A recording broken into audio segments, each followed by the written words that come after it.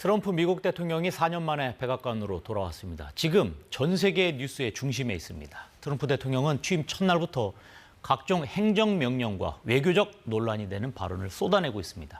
그래서일까요? 취임 하루 만에 후폭풍이 불고 있습니다. 국제부 김양순 기자와 함께 자세한 이야기 나눠보겠습니다. 안녕하세요. 네, 안녕하세요. 자, 트럼프 대통령 취임했는데 이미 예고한 대로 자신의 정책을 쏟아내고 있습니다. 그냥 직진이네요. 직진입니다. 아마 4년 동안 칼을 갈았다라고 볼 수 있을 것 같은데요. 네. 트럼프 시대를 한번 겪어봤던 입장에서도 이 정책의 수위, 발언 수위, 또 방향성이 예측을 넘나들고 있기 때문에 앞으로 네. 4년 동안 아주 많은 싸움이 있을 것으로 예상되고 있습니다. 그렇다고 이제 트럼프 대통령의 정책에 대해서 당하는 입장에 있는 나라라든지 이런 데도 가만히 있지는 않을 것 같은데 우선 그린란드부터 한번 살펴볼까요? 네, 먼저 그린란드로 가보면 트럼프가 이 그린란드를 탐낸 거는 트럼프 일기 때부터였습니다. 그때는 네. 내가 사겠다라고 얘기를 했거든요. 근데 이번에는 단순히 갖고 싶다라는 걸 넘어서서 이건 안보 문제다. 내가 무력을 사용할 수도 있다라고 발언 수위를 더 높이고 나섰습니다. 네. Greenland is a wonderful place. We need it for international security. And I'm sure that Denmark will come along. I think it's costing them a lot of money to maintain it, to keep it. 이 같은 발언에 그린란드를 자치령으로 두고 있는 덴마크는 물론 그린란드인들도 매우 화가 났습니다. Allow me to extend our... Dear President Trump, listen very carefully.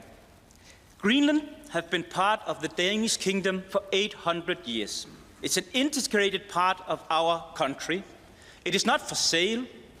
Let me put it in words you might understand. Mr. Trump, off. Kadariugut Amerikam niangidagut am kaltunayu niangidagut amatum ersarisumuqati issawanga nunattasiunissa nunamimani ariangersarneqassammat. 상당히 격앙된 발언 보셨는데요. 덴마크 외무장관은 국제적 규범에 기반을 둔 시스템에서 우리가 살고 있다. 강대국이든 간에 자신이 원한다고 해서 제멋대로 가는 그런 국제 규칙 있을 수 없다라고 선을 그었습니다. 네, 그렇군요. 이번에는 미국과 뗄 수 없는 나라, 멕시코와 캐나다 가보겠습니다. 지금 당장 다음 달부터 관세를 25% 부과. 이거는 관세 폭탄이라고 불릴 정도인데 이게 지금 예고됐죠. 25% 어마어마한 숫자인데요. 본래 이 미국과 캐나다, 멕시코는 뗄래야 뗄 수 없는 관계고 북미 자유협정을 맺었기 때문에 서로 간에 자유로운 관세 없는 무역을 해왔습니다. 네, 트럼프 대통령 취임식 당일에 행정명령들을 서명하면서 이렇게 이야기를 했습니다. We're thinking in terms of 25% on Mexico and Canada because they're allowing vast numbers of people. Canada's a very bad abuser also. Vast numbers of people to come in and fentanyl to come in. When do you think you would enact those? I think February 1st. I think we'll do it February 1st. 지금 트럼프 대통령이 마약 때문이라고 하는 얘기를 하는 등에서 이제 정당성을 좀 드러내려고 했던 것 같은데 멕시코와 캐나다 가만히 있지 않겠어요? 먼저 캐나다는 이 트루도 총리가 찾아갔다가 미국의 51번째 주지사가 되라라는 조롱까지 얻었었잖아요. 네. 그래서 어떻게든 그래도 미국과의 관계를 좀 이어가겠다라고 얘기를 해왔었는데 이번에 트루도 총리 미국이 관세 매기면 캐나다도 가만히 있지 않겠다라고 대응했습니다. If the president-elect does choose to move forward on tariffs, Canada will, of course, respond. 네, 캐나다는 미국에서 들어오는 위스키, 주스, 사료, 철강 같은 명단에 보복 관세를 부과하겠다라고 명단을 작성하고 있는 것으로 알려졌는데요. 하지만 이 캐나다의 대미 수출액을 보면은 2023년도 기준 우리 돈으로 605조인데 이 전체 수출의 65%가 미국에 대한 수출입니다. 네. 미국이 25% 고율 관세를 매기면은 캐나다가 압도적으로 불리한 상황이다라는 거죠. 네, 멕시코는 더 불리해집니다. 이 관세뿐만 아니라 말씀하셨던 펜타닐 같은 마약 문제, 또 이민자 문제, 국경 문제 같은 범죄 문제까지도 지금 포함을 하고 있기 때문입니다. 네. 클라우디아 시인바움 대통령 이 트럼프 발언 직후에 기자회견을 갖고 멕시코는 주권을 가진 독립국가다. 명심해라. 우리는 좀 냉정하게 대처하겠다라고 밝혔는데요. 다만 트럼프가 멕시코만의 이름을 미국만으로 바꾸겠다라고 연설했었잖아요. 그때 지금 보시면 힐러리 장관이 막 웃음을 참지 못하는 장면이 포착되기도 했었거든요.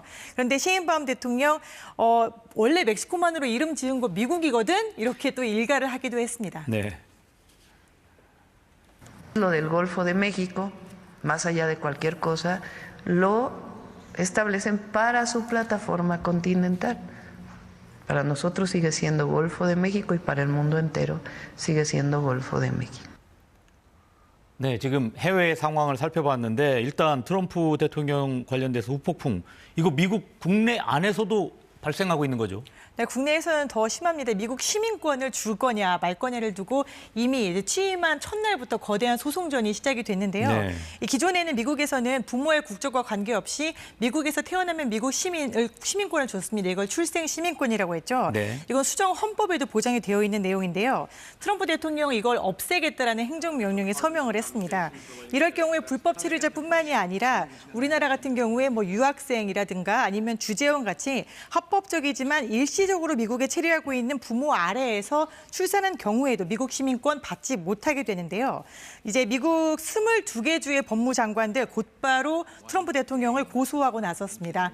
뭐 캘리포니아, 매사추세츠, 샌프란시스코 같이 대부분 민주당 지지가 강한 주들이 참여하고 있는데요. 뉴저지 법무부 장관이 이 헌법 소원을 한 소장에서 이렇게 밝혔습니다.